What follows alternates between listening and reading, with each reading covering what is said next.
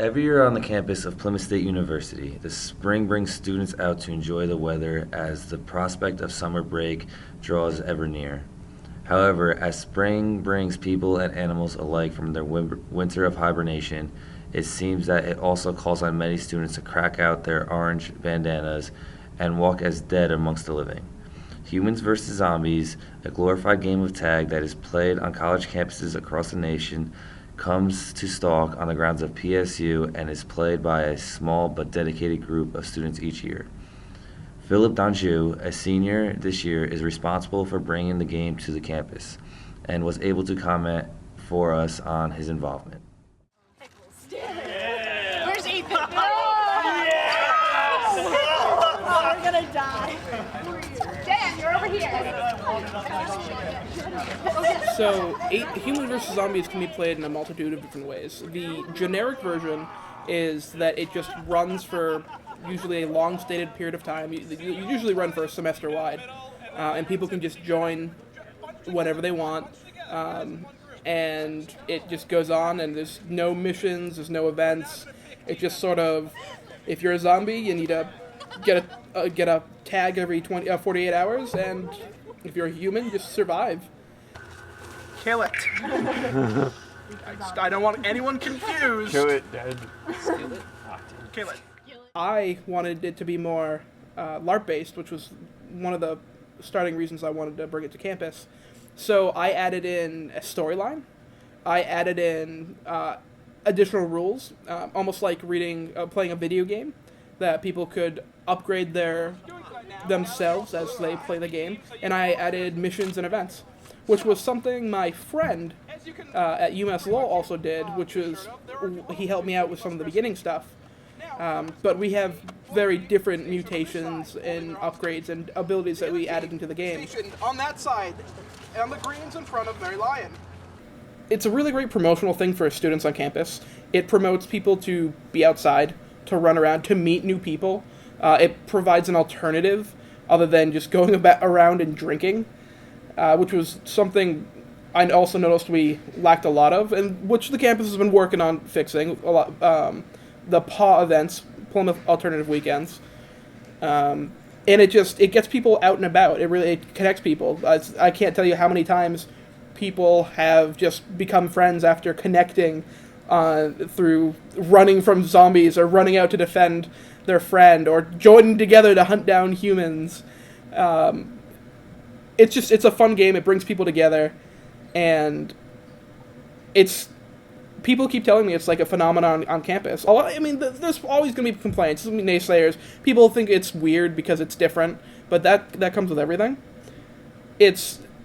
I can't tell you how many times people tell me, it's like, man, I was just walking by, and then I just saw this group of zombies coming towards a couple of humans, and this massive fight just broke out, and I just sort of stood there and watched the whole thing. It was awesome, and I'm like, that's the beauty of the game right there. That's what I really like hearing, is that people love watching. Even professors will tell me that. They'll be in class and they see this going on outside, and they've told me, they said, class, I'd like you to stop what you're doing, turn towards that window, and watch that human get eaten.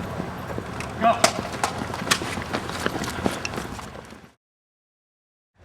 So you were tagged? No, You weren't? I wasn't touched. Okay. 1, 2. Russell! How many people? Pay attention! All the zombies right here. They were all standing right next to where I know, I saw that. And I'm like, oh crap, I could go. Over the course of HvZ's life here at PSU, many players have come and gone, and each have had a unique experience. Each member of the group has had the chance to fill the role of the survivor and the hunter, with each type of play offering a different experience and different challenges. One such player is Ethan Closius, a veteran who has played in every game since its inception, and provided us with some of his own experiences and insight. Let's see, the first time I saw someone doing it, I just saw a guy sprint by me wearing a zombie headband, and this was before you had to register on the first day. And I decided, hey, why not? This looks like a little fun thing to do.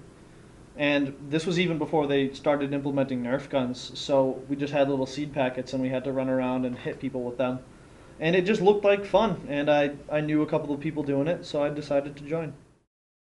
It started, the first game had very minimal plot. We just had one aggressor that was angry at all the humans. We didn't really know why, we didn't really know anything. But as the games progressed, we started learning more about this mysterious figure, Mr. Black, and all these different organizations that were trying to help or to harm the humans and the zombies. And it just got really in-depth and actually enjoyable and a part of a lifestyle.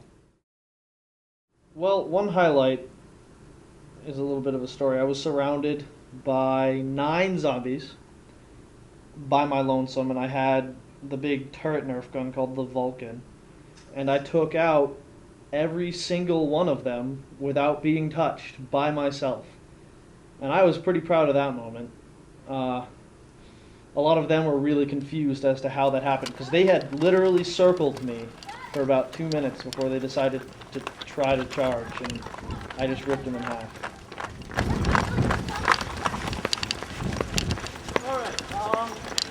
Probably don't need to go any farther, because there's literally nothing else we can do over there. As the last game of the year comes to a close, it is clear that HvZ has rooted itself firmly in the PSU community, and hopes are high that it will continue to expand and new students will continue to give it a try. So watch your 6 and keep your eyes on the shadows, because the photos never lie.